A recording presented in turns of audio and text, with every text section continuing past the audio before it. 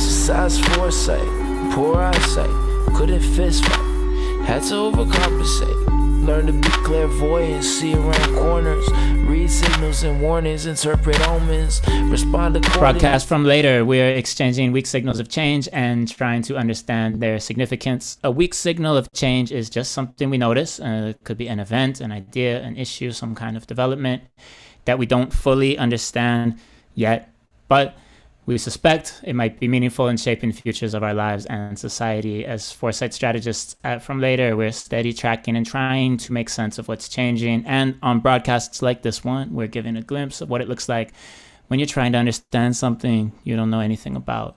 It's basically structured like show and tell. A few of us each bring in a signal. The rest of us do not know what that item is in advance. Collectively, we try to make sense of it. If you're listening and you feel lost and you don't understand what we're talking about, it's no problem. Neither do we. I don't know anything.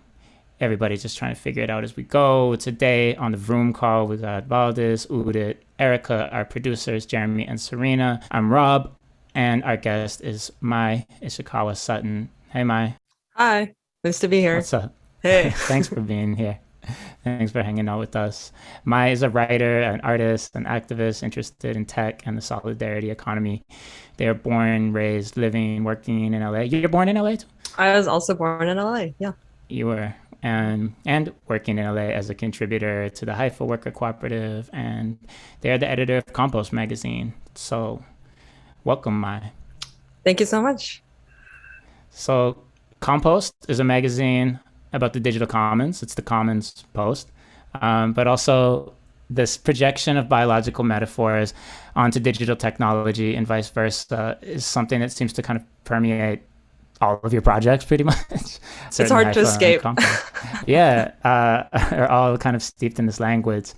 Why do you insist on hijacking the language of the organic world for your own political purposes? Oh, God. Well, because the natural world has gotten it right for so long, right? Like there's been so many iterations and experimentations that has happened in terms of the ways that energy is organized, resources are organized. And I think the fact that people are realizing that we can take and understand how these natural systems work and have worked, and how we can kind of take lessons from that as humans, as messy, people who think that we can design new systems. I think there's this kind of like humbling that is happening where we can kind of see like, oh, actually, none of this is new. Let's figure out how evolution has worked, how biochemistry has worked for all these ages, and see how we can just like take lessons from that. And Compost, as a digital commons project, we really wanted to kind of root our whole practice in the ways that we as humans like relate to each other, that it's not just about like technology, but it's also about how we be as,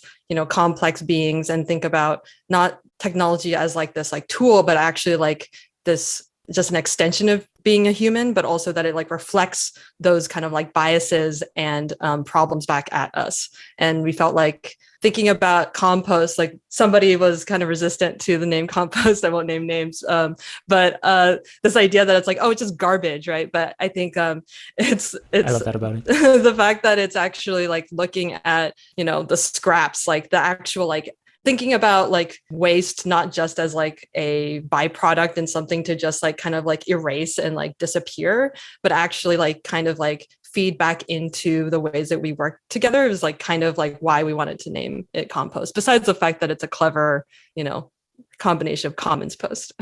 It's so beautifully convenient as a portmanteau and metaphor. I'm a fan of the name. A really interesting answer, and of why this kind of bioplagiarism changes our perspective of technology. Can you tell me about, go ahead. I was just going to say, is it plagiarism if like they're not copywriting their methodologies or patenting it? It's free for the taking. This is the copyright activist speaking. Exactly. Speaking on behalf of the living world. As long as we give back to it, right? As long as we're not just taking from it. That's the whole point. Well, and maybe they told you something once upon a time at the mushroom farm in Pescadera, California, formerly an industrial mushroom farm for the Campbell Soup Company. Can you tell me about your experience there and what happened? One of the other hats I wear is as the formerly the DWeb camp producer. I'm essentially just an organizer of projects with the Internet Archive. And the Internet Archive has been wanting to curate all these convenings, both virtual and in person, to think about how we can build a better web. And the reason why the Internet Archive is super interested in that is because they have cultivated and are building the largest archive of information online. They're trying to kind of be the Library of Alexandria for the future, and thinking about how all of those files can be not just hosted somewhere like in the United States, but in a distributed manner as well. And so essentially, like, having a healthy web means that people are able to upload and access all of these like cultural artifacts forever. And so at the Mushroom Farm, we had our first DWeb camp. It was essentially like, literally the idea was, let's make Burning Man happen, but about technology and about building better webs of the future. We found this place in Pescadero, California, where, as you said, is a mushroom farm. And we were like, okay, this like feels way too perfect for us to not use this venue.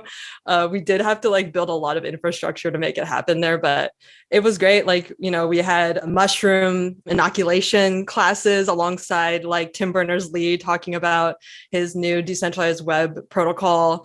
There was like yoga, and then there was a whole workshop of people just like running around the whole camp, like creating a mesh network and figuring out how to build that from scratch. So again, as I said about like compost too, it's like, how do we think about technology not as this like sort of tool, but actually like, how do we kind of like think about it holistically in the ways that we relate to it, not just as humans, but like in our natural environment? And having it outside, having it in a weird place like a mushroom farm was definitely helpful in achieving that. And you're also working on a Twitch show right now called What's at Stake. Can you tell us a little bit about What's at Stake? What is at stake? Everything. So yeah, I'm working with Haifa Worker Cooperative, where Udit is the member, and we are making this show. It will be a live stream. The first episode is kind of a pilot recorded episode, but we want to think about governance and how do we take learnings from the cryptocurrency / distributed ledger blockchain world, where there's so much experimentation happening around how to govern and manage techno social systems, and how those learnings can be used for other contexts like cooperatives and other commoning projects, and vice versa. Like, we would like to really interview people from the co-op space and see how people in the crypto space can take learnings from that as well. So the first episode will be airing this week, actually. Really excited for that. It'll be monthly, and it'll be streaming on Twitch and then posted on YouTube after that. Cool.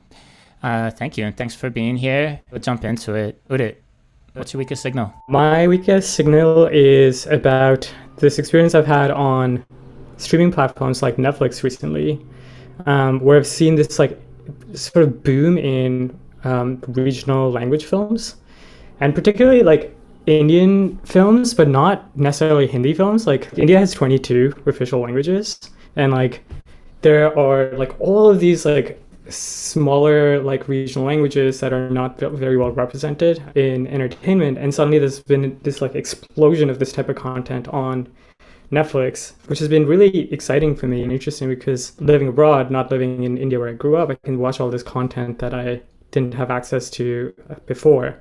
And it was really surprising to me because some of this content wasn't content that I could even find in India, and now it's suddenly on Netflix. So it was quite surprising. So I was interested in like why that was happening, and like why is there suddenly all this regional content in languages like, you know, Kannada and Malayalam, and like all of these, like a lot of them are South Indian languages actually, but translated into English, which makes it accessible to me, who is from that region but doesn't speak those languages. And what I found was that there is, in the last like few years, there has been this like massive growth of the translation industry particularly in South India. And by one estimate, there has been a 200% increase in translators that are working on localization of content.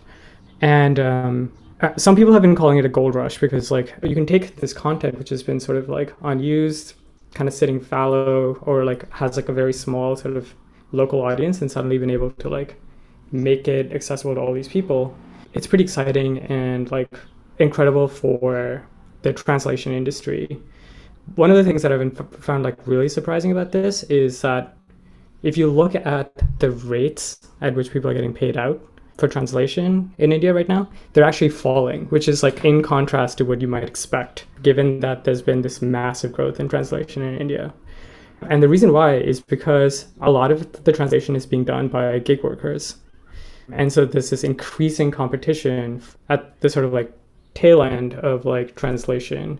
And there are all these services that you can access translators through online. And that's what a lot of the sort of streaming platforms are using to get their content translated. So in the last 2 years, although the amount of translation has increased by 200%, the rates have actually dropped by 40%.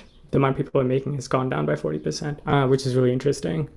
So my signal is there's this sort of explosion of regional content that we're seeing in North America. The reason why is because of this like growth of the translation industry, but the effect is it's also destroying the translation industry because nobody can afford to live with the living wages being paid out. And where do you think that signal goes? Do you have any hypotheses on that so far?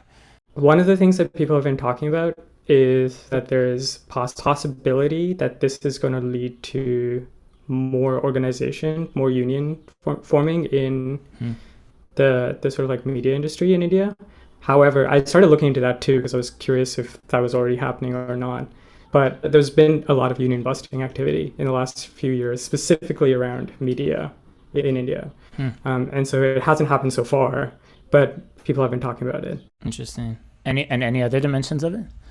Yeah, I mean, the thing that I've been thinking about a lot is just like when you are rapidly trying to scale up new industry, just generally, like what is the effect that it has on like the existing political, economic situation, and especially when you're expanding it across like global borders. In the past, when India was kind of opening up its borders to global trade, there was a lot of resistance to that. Even actually very recently, I don't know if anybody was following the farmer protests in India. The farmers were trying to organize and better sort of like trade rates and set like minimum rates for selling their produce. And a lot of that had to do with the trade situation, where the sudden kind of like expansion of Indian trade had left it vulnerable to, the global market. And people were suddenly competing with all these other exporters and trade giants. This is a different situation where, like, of course, we're not competing with other markets here because it is, local content, right?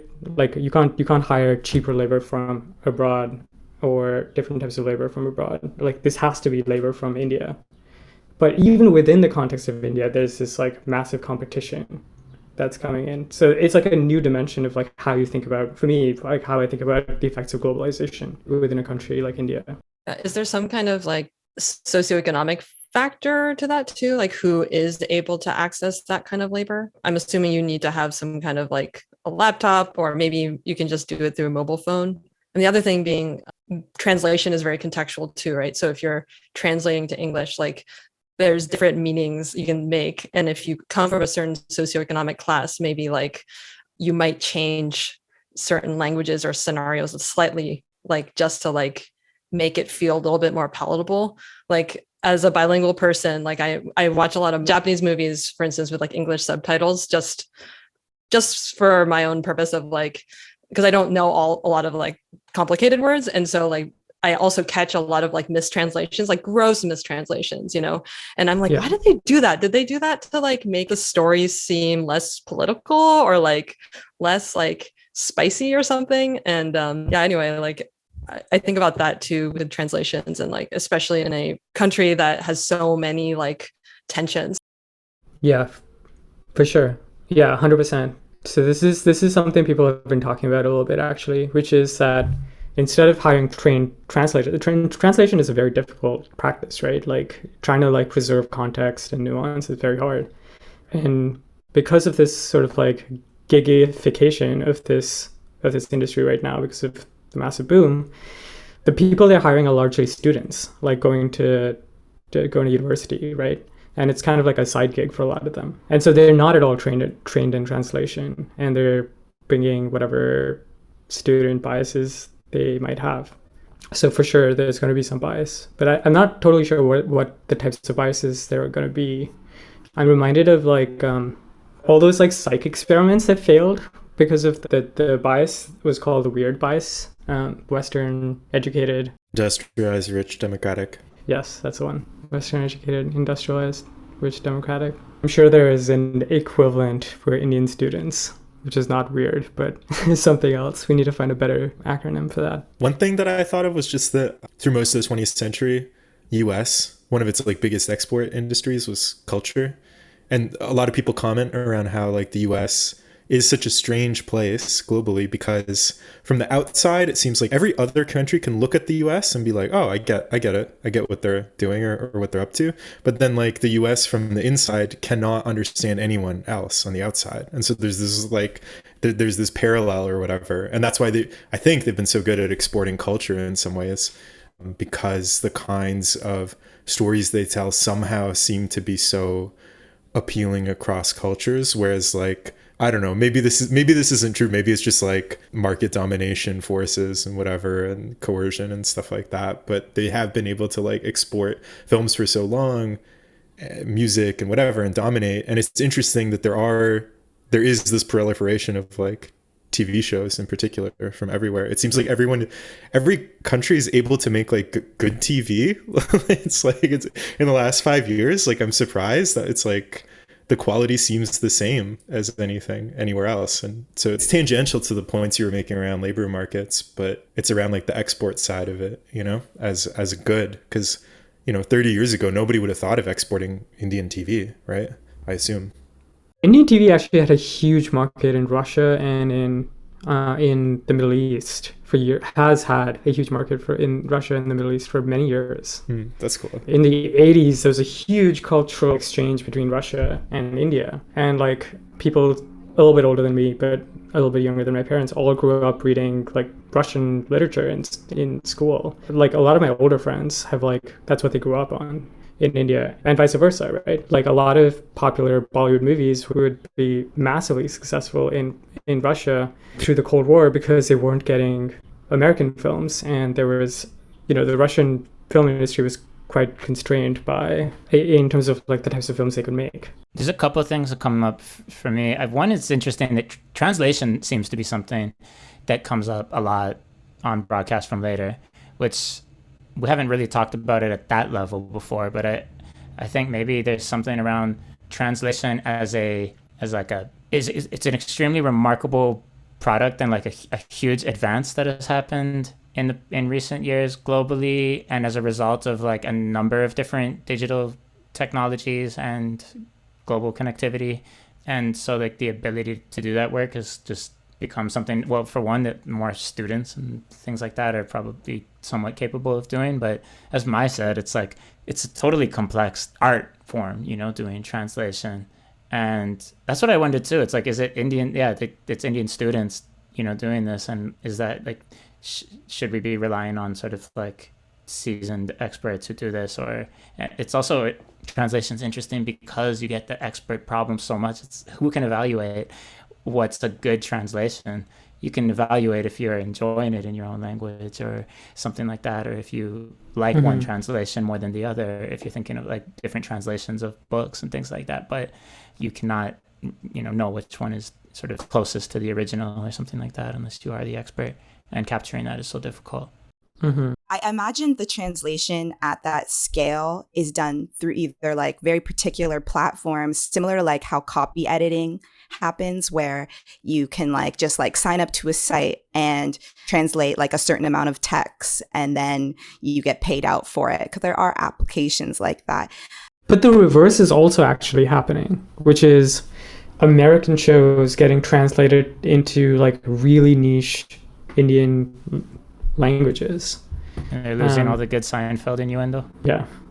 I wonder what I actually don't know what that looks like, and like I've never watched like an English TV show in like Malayalam or whatever, so I don't really know what's happening there. But I have seen very regional content translated in English on some of these streaming platforms, and generally the the quality isn't terrible. It's watchable. I'm not sure if this is a important question or not, but just, and forgive my ignorance, but the many regional languages in India that you're mentioning, are they feeling for the most part to be like persistent, or are they, some of them seem like they're dying, or is there a trend towards like single language, or does it seem like this is going to sort of last as having many of them, and what effect do you think the availability of translations will have on that? I actually don't know if the languages are persistent, but there's one interesting data point that I have related to this, which is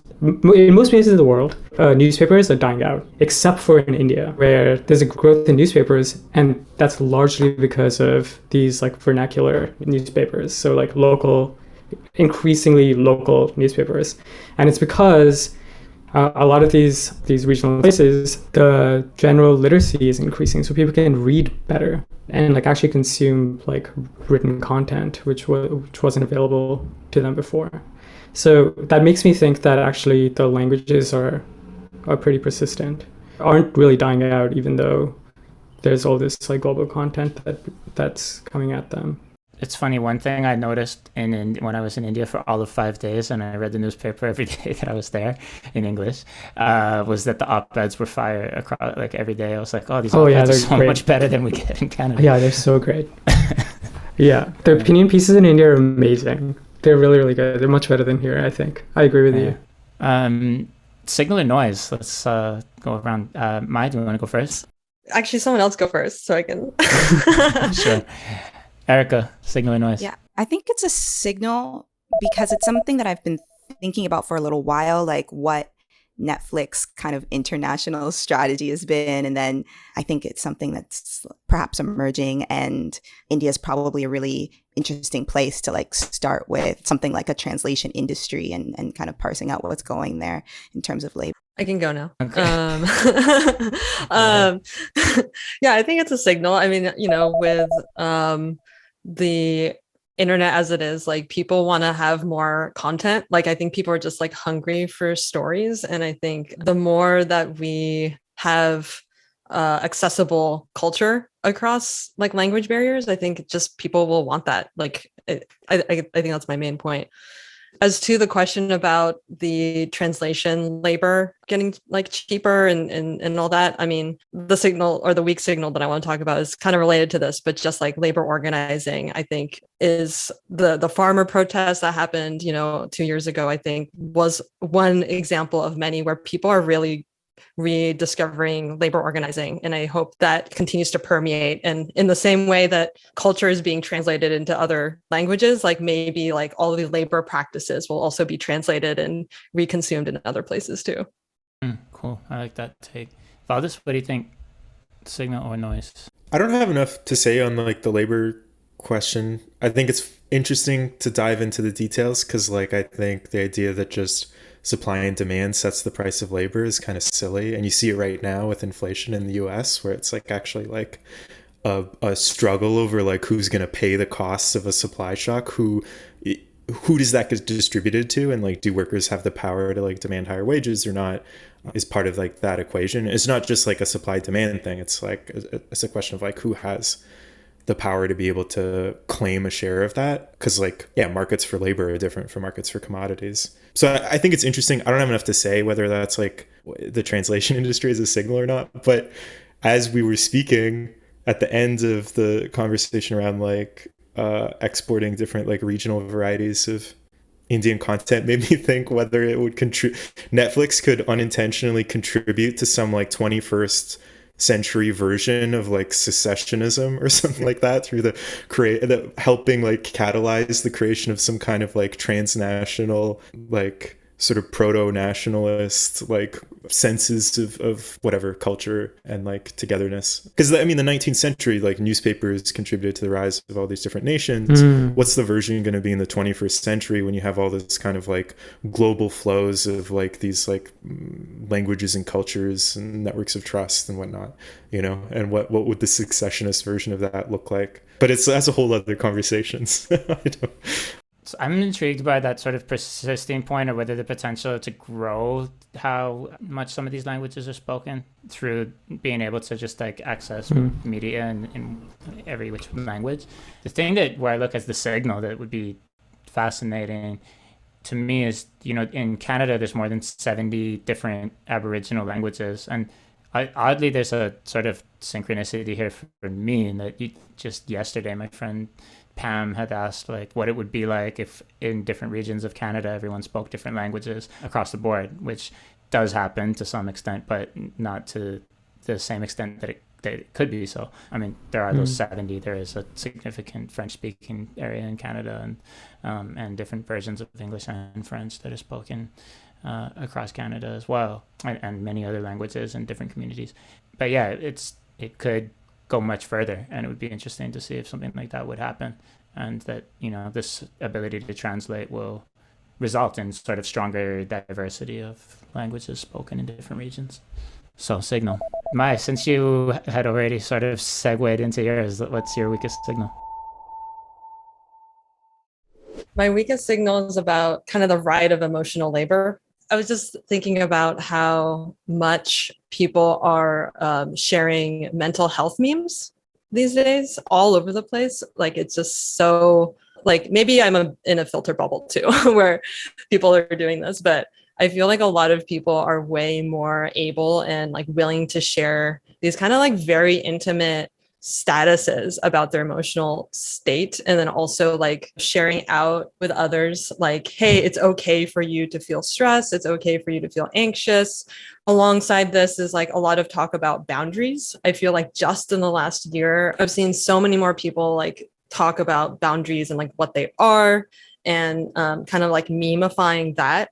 And like the signal, I guess, or like the sort of future view of this is, what I wonder is this just like going to just keep getting better? I mean, I imagine like people having a better idea of how they're personally feeling and how they kind of impact people around them is going to have these like ripple effects in the ways that organizations are run. Like, as somebody who's involved in doing governance work and thinking about that, I think the literacy that's happening around emotional states and well-being, and, you know, and the increase in therapy apps and all of that is really tied to the ways that people are thinking about organizations. And to tie it back to that labor issue, like several of the Instagram therapists that I follow are also like pushing back. So like some friend of a friend is like a major like Instagram therapist and has like hundreds of thousands of followers. And she like used to only post like these like text things like, you know, it's okay, you are whole, you know, like you don't always have to be present, like all that stuff, right? Like these really good, feel good posts. But then she would like post a picture of her face and like in her room, like being messy. And she would be like, hey, I'm actually also a human. Don't forget that. And like, I don't want to be boxed into like just to be kind of like squeezed for my emotional labor. Like, I want you to recognize that I'm also this whole human. And as I was reading about some of these like health apps that are kind of like Uberizing mental health and therapy these days, like you can like connect to a therapist like by having some keywords in the same way that you do like in a dating app, like looking for this type of person, like I have these kind of, you know, issues I want to work through. You can find somebody, and apparently you can even do it anonymously. And people are like sharing these like really intimate things with complete strangers. But at the same time, the therapists who are working on these platforms are like not making enough money at all, right? Just like an Uber driver, just like squeezed for what they got. And I'm assuming that there's like a rating system. I haven't personally used any of those apps, but I think there's going to be this movement of therapists who are like, hey, like we also need to be protected in our own ways. And I think there's this kind of like overall swirl of people who are like talking about their mental health and their boundaries. And I love seeing that in the context of like the like labor organizing become a bigger thing. I used to wonder if this is going to happen in the, like the mental health space as well. What's an Instagram therapist? Are they like, is it self-appointed? Is it like, is it just inspirational stuff? Are they like, quote, like credentialed therapists who built up a following? Or is it more like that they've just been anointed that category? Because I never heard of it. I don't really know what it is.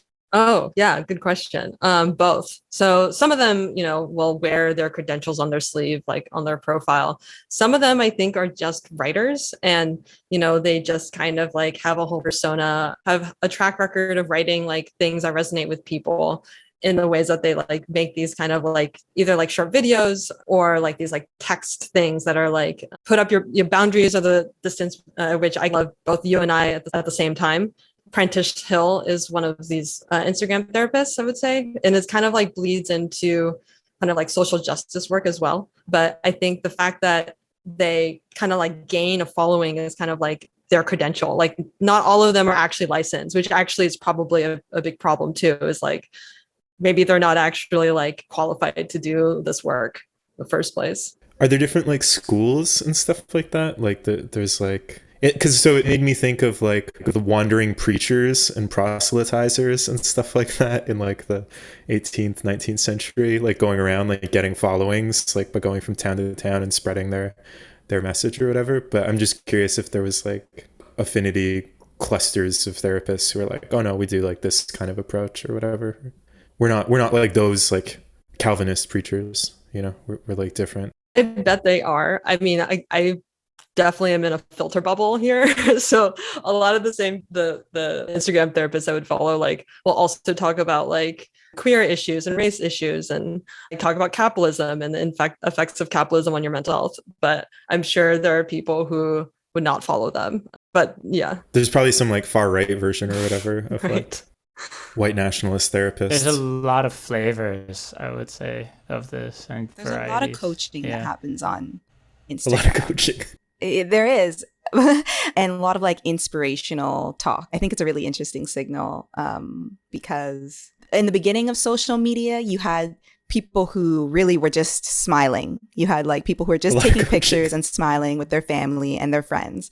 But you see a lot of people expressing and showing a lot more faces. They're showing different sides of themselves, whether it's like crying, something that's more like around mental health. You get a lot more sharing of like all the different sides of a person than you did in the early stages of social media. I find that to be like a very like clear and crisp transition of like when social media started to like where we are right now. And then just on the over therapization of apps, I upgraded my like phone plan a couple months ago, and they're like, oh, perfect, like you now have access to TELUS My Care.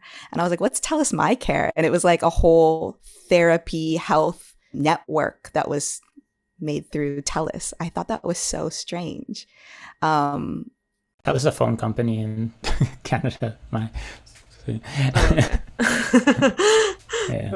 like Verizon selling you mental health. Right. So it's like this commodification of like mental health is like really happening. Yeah, for sure. Rob's making funny puns on chat. That was your secrets. I wrote it. It's funny because people used to like, that was like a graffiti thing when you'd see like TELUS on a phone booth and somebody would write like your secrets underneath in a Sharpie or whatever. But now they have this product and like national whatever, a mental health day. What is it called? I forget. There's a day. They have a day.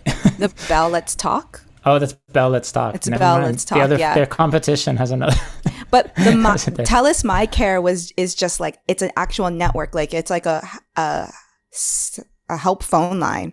You can call in and like someone will be there to talk to you. So it's like it is accessible health.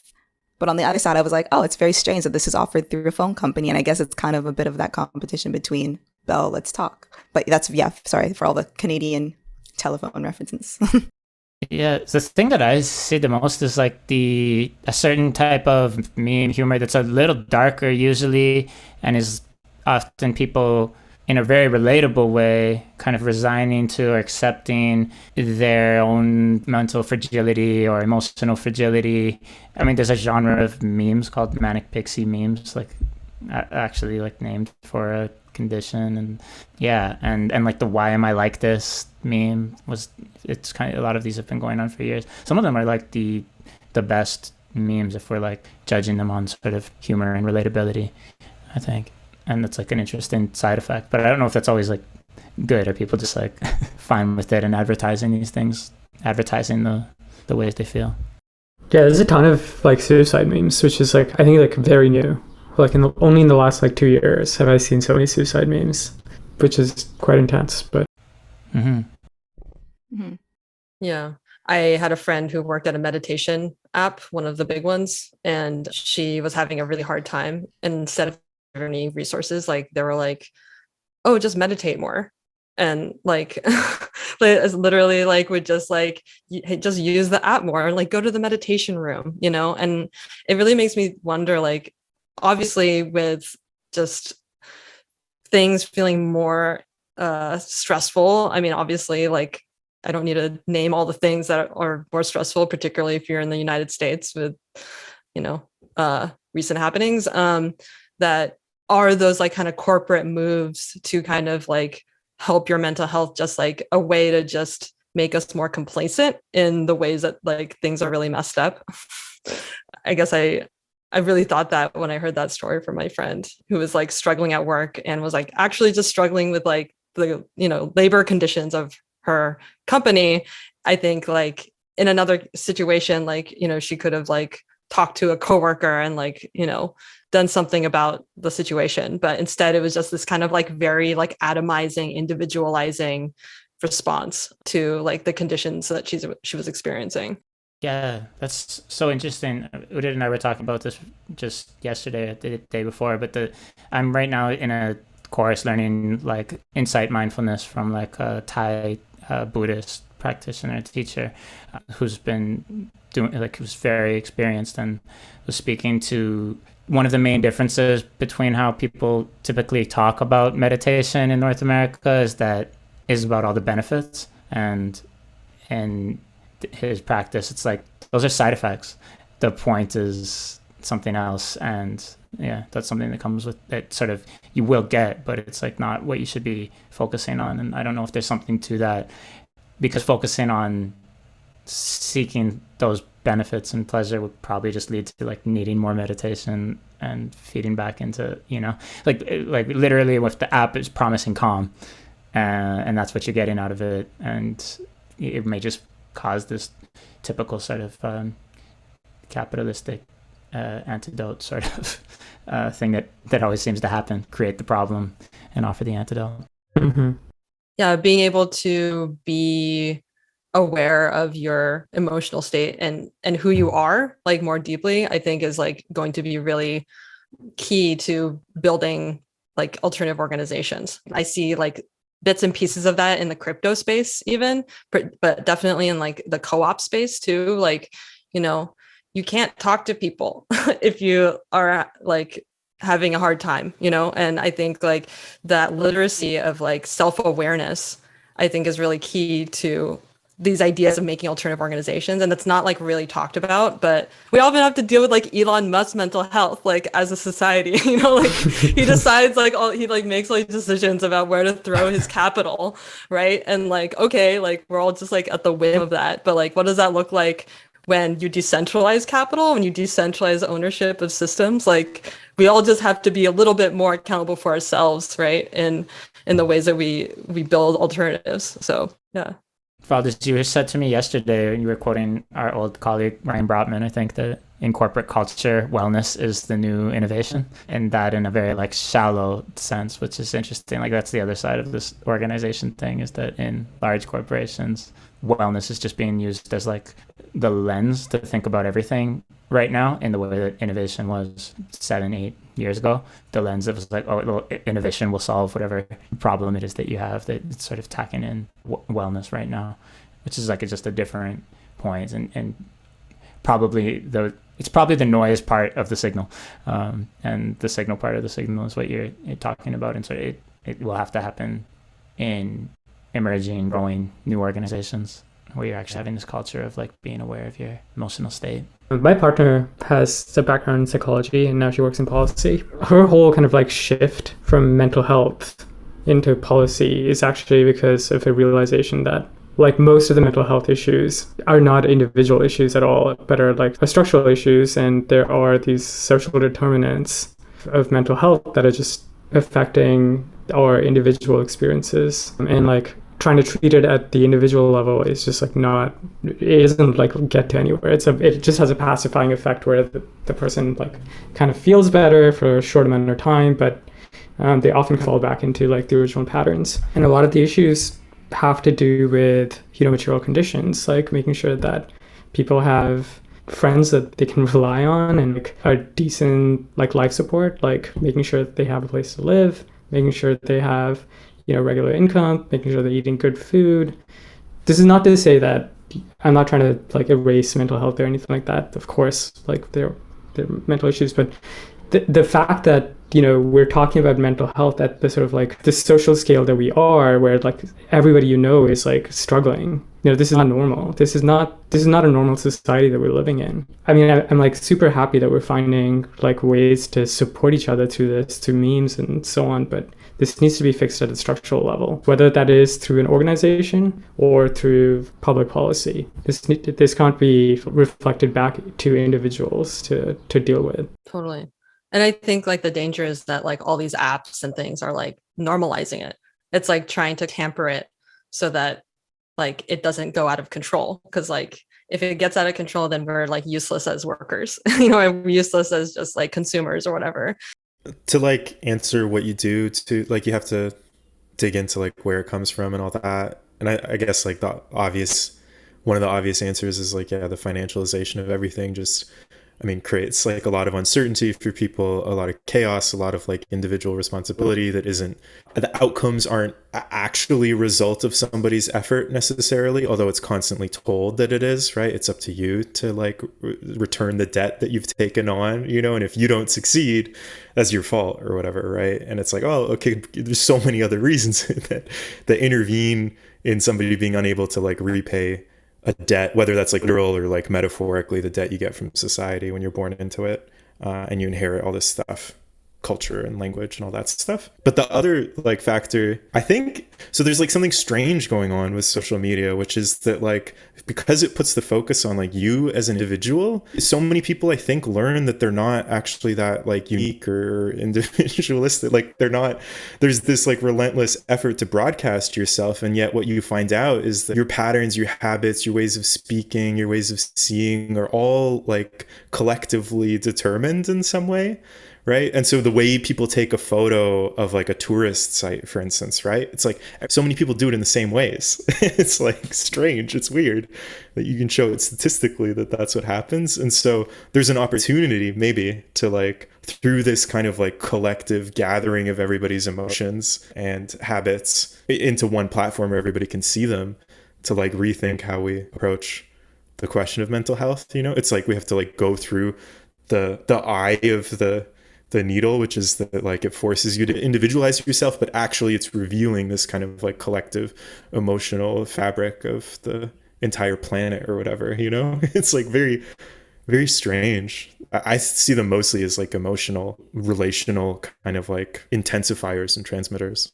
And I feel like the term emotional labor came up to sort of point to the like invisible work that was being done to, you know, support someone who was dealing with mental health or is dealing with mental health. So when you have people on a social platform kind of doing that in the public eye, yeah, it does allude to sort of this social fabric of where we all stand rather than individually stand. Yeah, I feel like being on social media is like exposure therapy. Like it's stressful at the beginning, and then you just realize that it doesn't matter. And like people are stupid, and then be mean to you on the internet, and it's fine. And I feel like it helps you feel better eventually once you've like gone through the whole like whole like emotional cycle. Yeah. The whole thing. I think that's why I'm so allergic to it. I'm such a sensitive person, and I feel like I don't want to be desensitized to that. Like I definitely, when I had to use Twitter for work as an organizer, like I could just like feel myself becoming like more shut off and more like disassociated. And I was like, do I want to be this person? Like, is this actually good for me? 100%. Probably not. If success in social media is like becoming desensitized to feelings like shame and so on, like what does that make you as a person at the end? That's just funny. So let's do a round of signal and noise. And if signal, I'm interested to hear from each of you, like what do organizations, institutions, cultures, social structures feel like become when people are more aware of their emotional states and how those are interacting or relating with others? Would it signal or noise? I think it is a signal. And one of the reasons why, this is something we haven't talked about, but I was thinking about this the whole time, is that in a lot of the sort of like decentralized organization spaces that Mai has experienced and that I'm also a part of, one of the reasons why like people are talking about boundaries and mental health and so on is actually just the experience of collaborating in a large community where you have so many people who are working across different kind of cultures, time zones, like ways of have very different styles of working.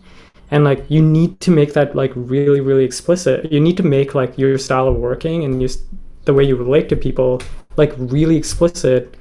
Otherwise it gets like extremely challenging to work with them because you're trying to like navigate these like really complex like work arrangements and social arrangements without knowing people at all, right? So you have to be like upfront about like your boundaries and like what's okay with you. It makes all the difference. The communities or like the organizations who haven't done that upfront, who haven't done that sort of like either done trust building work before so that people understand like tacitly and implicitly like what their boundaries are, or like have taken a very different approach, which is like structurally like codified or systematized their like values in some ways. If they don't do either one of those approaches, like the organization kind of just collapses. So yeah, it is a signal. And I think it is a signal of like, particularly in like organizing contexts on the internet where people are talking about boundaries and their mental health. Erica, signal and noise. I think the act of being vulnerable online is a signal for me, and just people being a bit louder about whether it's boundaries or their emotional state. Yeah, I don't think it's a bad thing per se. I just think it is happening, and I don't exactly know how to point to it or what it means. So I find that to be the signal. But yeah. This signal and noise. Well, I feel like we didn't talk about the labor organizing stuff that Mai was bringing up. I wanted to bring up that I actually think like if we want to think about like care economies and like if there's some kind of emerging paradigm for like how to build coalitions or something like that around like a new idea of what the workforce looks like. I actually think looking at like the literal like healthcare industry in the US is kind of more relevant than like what happens on Instagram, because it's less dazzling or whatever from a futures perspective, but probably more impactful, like the way the Rust Belt has been like completely inverted from what was like a manufacturing economy into like a healthcare belt, right? It's like the only growing industry in those regions is healthcare, and it's massive, and it's super low paid, and it's just crazy like what's going on. And I feel like if we want to look for the kind of the paradigm of what coalitions and things like that might look like, I would look there. But I do find the idea of like Instagram, what were they called, preachers or therapists, like what that means for like who gets attracted into all these like little group schools. And I almost think of it more as the future of religion rather than politics or something. It's like I could easily imagine, just as the rise of Christianity was like a bunch of like deplorables that like joined around like a preacher who was like giving all these apocalyptic visions and mixes of like self-help techniques and whatever. I mean, I could totally imagine that happening on Instagram around these therapists and all of their different schools and versions and whatever, like the social justice ones versus the evangelical V20 or whatever that they're on now. So in that way, I could totally see signals of that. It's the way you characterized it, Valdez, as like the nomadic preachers or whatever, like it was quite appropriate, actually. It feels something like that. And there are, because this is the mix of like spiritual gurus and different types of people of all varieties. And I don't know if people have come across like Young Pueblo. It's like this poet, philosopher, person, writer on Instagram that's become super popular and has some great stuff, but it's like almost like a modern like Khalil Gibran sort of type of style of, and a lot of it is dealing with wellness and boundaries and mindfulness and all these sorts of topics. And there's some really good stuff within it. I think this one is sort of beyond signal to me. Like this is a significant part of like the current condition, I think, and it's almost like I would like label it not signal and noise, but like the foresight study, or like several foresight studies that could happen, because there's so many different angles to take to it. And we have done actually foresight study vaguely on this, and I feel like those barely scratched the surface of what's interesting here. So, but yeah, that's cool. Valdez, what's your weakest signal? So mine like doesn't exist, but it was just like some random fake post around this idea of heaven banning. I don't know if anyone saw that. It kind of circulated a few weeks ago. It feels like a good topic. It actually kind of ties in some of the emotional labor discussions, which are always interesting to have with the... Oh, we didn't talk about AI. Okay, anyway. So heaven banning is just this speculative idea that somebody on Twitter posted. They made a fake New York Times article from 2024 and screenshotted it. It's not real. I thought it was a real thing at first, but I was the target apparently. And it was like this idea that Reddit had started this practice called heaven banning, which was that like through using these machine learning models for language, you could create, instead of like actually banning a user, you could basically shadow ban them, but instead of like demoting their posts, what you do is you surround them with fake versions of the people who like they're already friends with. And so you heaven ban them. You put them in a place where they think they're not like being ratioed or whatever, and you create like a kind of fake communal world around them. And the person who posted it was just saying how it was like, I mean, conceivably, we already have all the tools to do something like this. It's not actually that difficult in some ways, you know? It's kind of like a Truman Show scenario. I guess you could think of it that way, right? But for like, to solve the problems of moderation on platforms. Yeah, like so that's closely That's related. so funny. That is frightening. Closely related to like what a technique that like scammers use of like, you know what I mean? Like they'll just like screenshot someone's account and then create fake versions, and then you're like seeing this content from someone you trust and maybe multiple people you trust. And then I don't know, then you click the link and they take all your crypto away or whatever happens. Like the deepest of fakes. Like that's the deepest fake you could go. It's just completely simulating someone's life. Is that what it is? And it's not real, and they believe that they're friends. Yeah. That's Simulating awful. the accounts of their friends. Yeah. That is a nightmare. It's like a filter bubble, but like fully simulated. Yeah. And this article was suggesting this as a solution. It was like posted 2024 was the date, so it's kind of like a speculative article. The real thing to understand from this is just how gullible and susceptible people are to like reacting to the experience of like somebody talking to you and paying attention to you, you know? So it's like, it's not actually that hard, right? And if you go back to like early AI models like Eliza, which just fed back everything to you in the form of a question, right? So you're like, oh, I'm really interested in like soccer. And then they would respond like, oh, are you interested in soccer? Right? And that's all it took for somebody to just become like, oh my God, this person gets me because they ask me questions because no one else does, right? No one else can shut up about themselves. But this model, you know, pays attention to me. And so the idea that it's actually quite easy to trick people, that's what I'm getting at.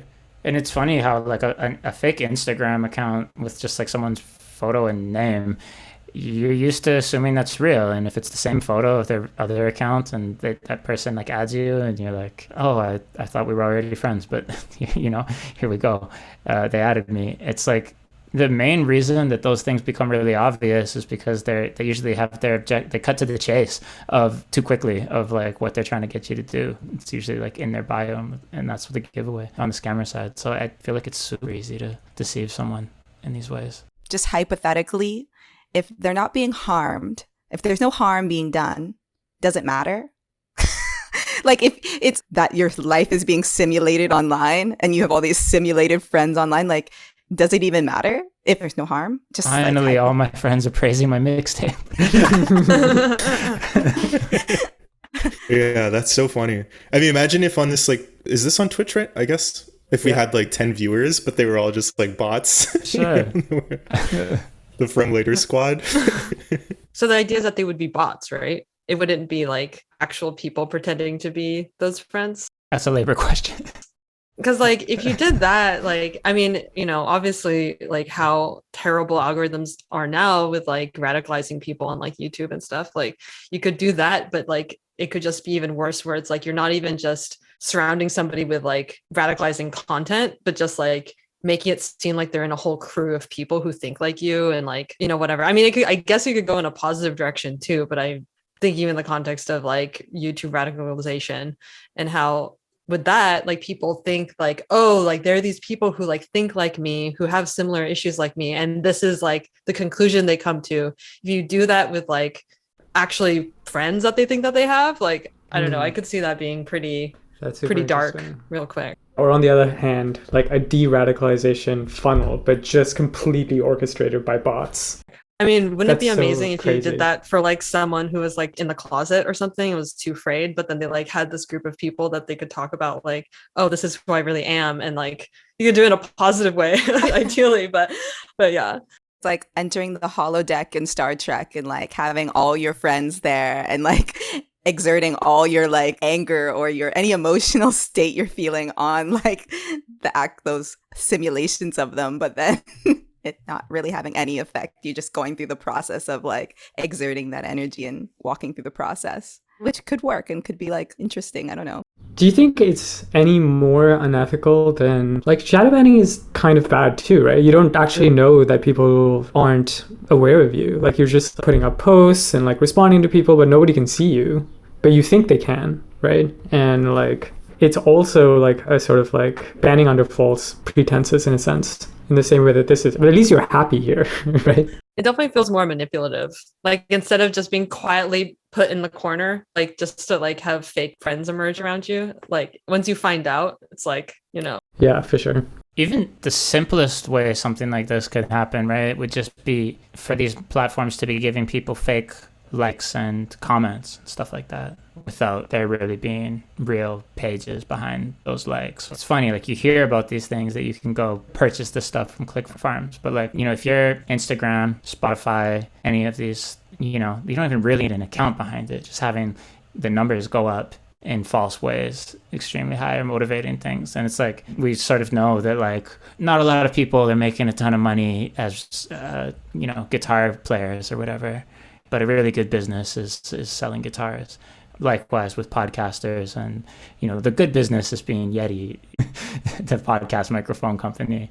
I would wonder about that, like the incentive for Spotify to just like give musicians plays and things like that, or for DistroKid or any of the like large sort of distribution channels that people go through to get their music on these things, aspiring musicians and that sort of thing. I wouldn't be surprised at all to learn something like that. Like, oh yeah, they're just like adding 25,000 plays to people to make them continue to subscribe and continue to pay money to have their music on Spotify or on these channels. And it's a pretty similar idea here. Juicing the numbers is pretty funny for something like that. I feel like it would ruin the business model for some of them, like the ad supported ones, unless they had like a two-tiered system for the ad buyers, because if you go to a YouTube video and it has like 10,000 views, let's say you're like some company, you're like, oh, I want to advertise for some shoes or whatever I'm selling, and they're like, oh, I want to buy with this person and future ads with them, and then YouTube has to be like, oh no, that's like a shadow star, that's not like a real star. They have 100,000 views, but they're the real thing.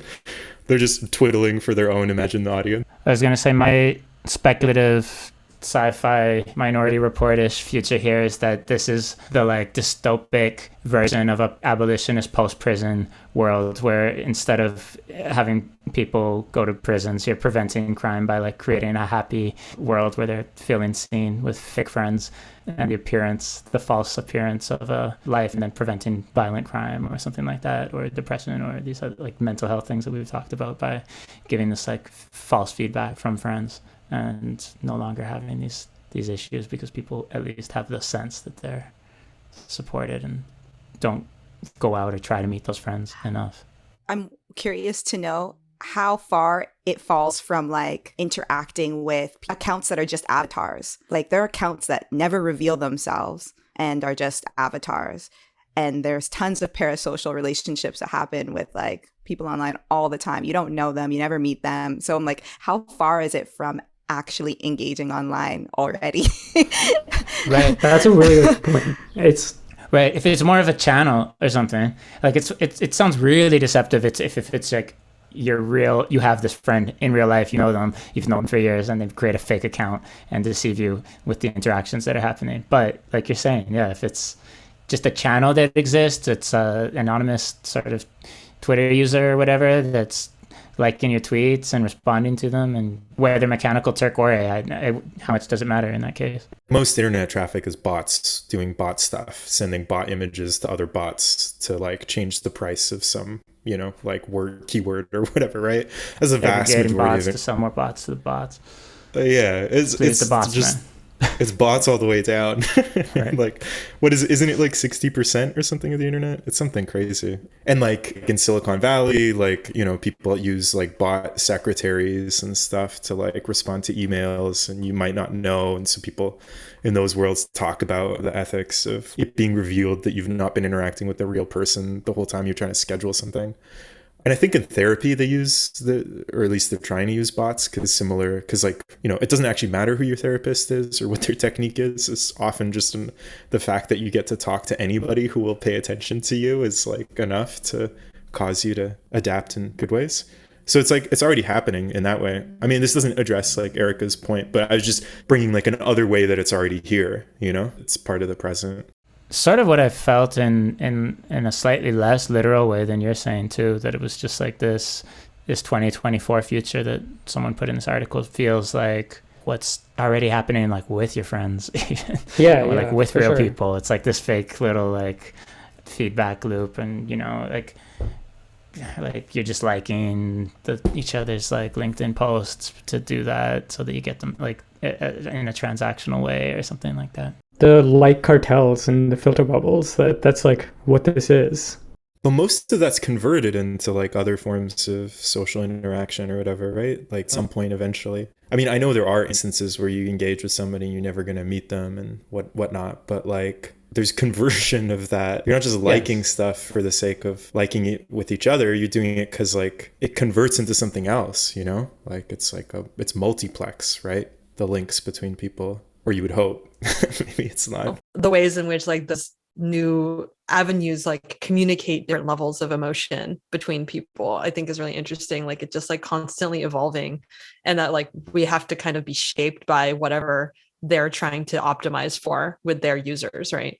It's like, what does like a heart on a story mean versus sending a heart on something versus like messaging them a heart, you know what I mean? And it's really interesting that like what color is the heart we're talking about? And what color is the heart? How many? Yeah, in what context? Like what? Yeah.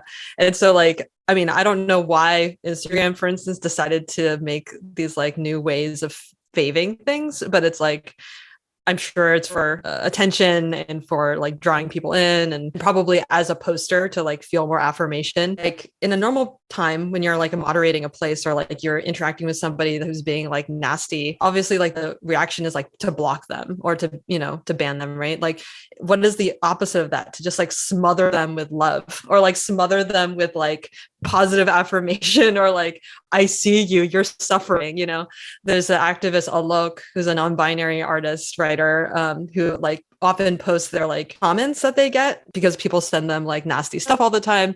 And then they respond with this like very loving message back. And I really like that idea of like, how do you respond to like something that's not going well instead of just like cutting it out, but actually like responding with like something that they actually desire, which is like maybe the attention and care that they are probably lacking, So I wonder if like that type of heaven banning would be some kind of model of that, even if it's fake. Like maybe you could do it consensually. You're like, oh, I actually know this is happening to me because I actually need this right now. Erica, signal and noise. I think it is a signal of what is already occurring, which is that we're engaging in parasocial relationships all the time, and we have no idea who the people that we're engaging with online are. And maybe it's not necessarily to the point of heaven banning and in comparison to shadow banning, but I do think there's some similarity there. Udit, signal and noise. The thing that it's the biggest signal of is actually like how terrible our moderation tools are for dealing with the state of the internet currently. This is the type of stuff that we have to think about. Like how inadequate moderation is currently in the internet. This is almost moderation of the platforms, depending on who's doing it. But Yeah. My signal or noise? I feel like it's noise. Like I guess I totally agree with Udit that it's kind of this like issue of how we deal with nasty stuff on the internet. And I think this is too optimistic or something. Like I feel like it's not going to be designed in a way that creates an ideal bubble situation for the person who is causing the issue. I think for better or for worse, like I think it'll always just kind of be punitive. And so I would like for it to be like a situation where we're like actually dealing with like people's issues, you know, when they're saying something like horrible in a forum or something like that. And like, even if it is like fake to them, like it actually like maybe proactively deals with it. But yeah, I think it will forever be kind of more like based on punishing them and getting them out instead of actually like creating some sort of like more ideal situation for them. Yeah, I mean, it's noise in the sense that it's a hoax and a sort of troll. But I do think it's a signal for what it reveals to us, the nonsense in which we're operating all the time. It seems to be making a good point. Like through this discussion, it sort of revealed a number of somewhat obvious features probably of the bullshit of our values and goals online. Broadcast from later.